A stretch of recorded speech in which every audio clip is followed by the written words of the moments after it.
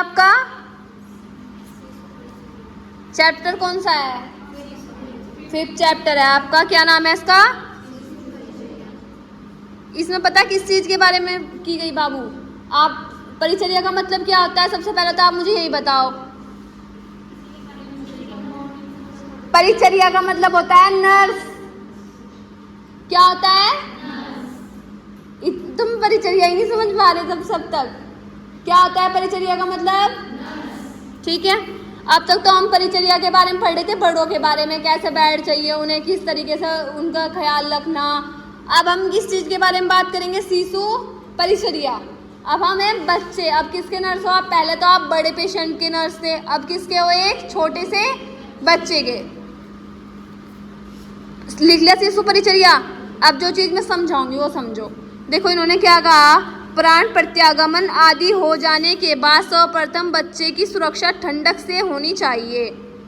बच्चे का परीक्षण सहज विचारों जन्मकालीन आघात करने के लिए किया जाना चाहिए। नेत्रों को अलग अलग संक्रमण विहीन कपास पेचू से स्वच्छ रखे।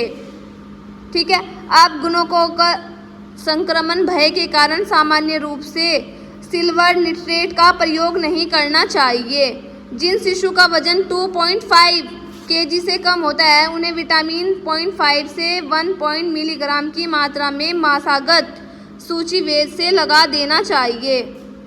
क्या कहा इन्होंने? जिनका वेट कम है। ठीक है, उसके बाद विटामिन के देना चाहिए। अवस्था में नमक घोलकर अमावस्या प्रत्याक्सलन करना चाहिए। नेक्स्ट हेडिंग लिखो उसमें आप, नवजात शिशु परिचर्या। आज जो मैं बोलती रहूंगी वो लिखते रहना। शिशु परिचर्या।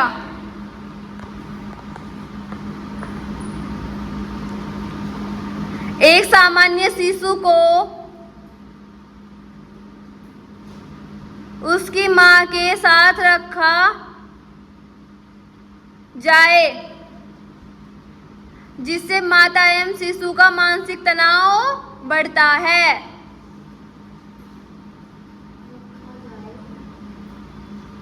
जिससे माता और शिशु का मानसिक तनाव बढ़ता है। शिशु की परिचर्या में मां सहायक होती है।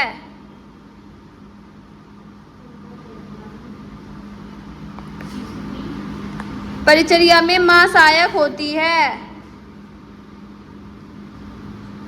और फिर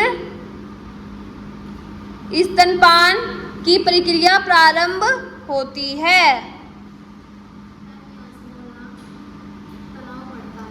हाँ, उसके बाद स्तनपान की प्रक्रिया प्रारंभ होती है। फिर इसमें 1.6 2.3 4 5 6 7 8 9 10 ये आपको नोटबुक में उतारना। उसके बाद ये आपको यहाँ तक करना है। फिर आपको स्नान के बारे में लिखना है। नेक्स्ट हेडिंग लिखो, शिशु पोषण।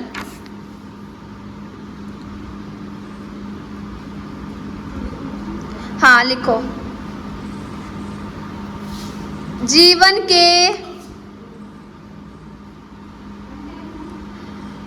के प्रथम वर्ष में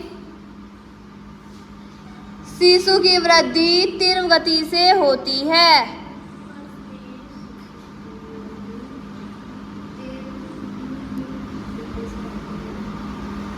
हाँ, फिर लिखो स्तनपान के लाभ। स्तनपान के लाभ, माँ के भाई जब माँ अपने शिशु को फीड करती है तो उसके क्या क्या लाभ होते हैं वो लिखो। फर्स्ट लिखो प्रोभूजन। प्रोभूजन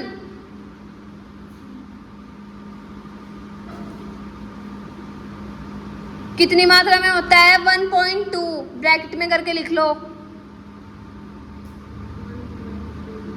फिर नेक्स्ट आया आपका वसा। वसा वसा होता है 3.8। फिर होती है जल 88 नहीं। फिर होती है आपकी सकरा मतलब लैक्टोज 7.0 सकरा सलजम वाला से कै ऊपर रह और रा 7.0। फिर 6 नंबर पे आपका लौह तत्व 0.1। हाँ जी। फिर नेक्स्ट है आपका जीवनीय तत्व, इसी में ही है 170 से 670 तक। जीवनीय तत्व ये जीवनीय तत्व ए है। फिर जीवनीय तत्व सी वो होता है 2 से 6। बाकी मैं निशान बुक में लगा रही 2 करना 3 4 5 6 7 ये काल जरूरी है, मोस्ट इम्पोर्टेंट है।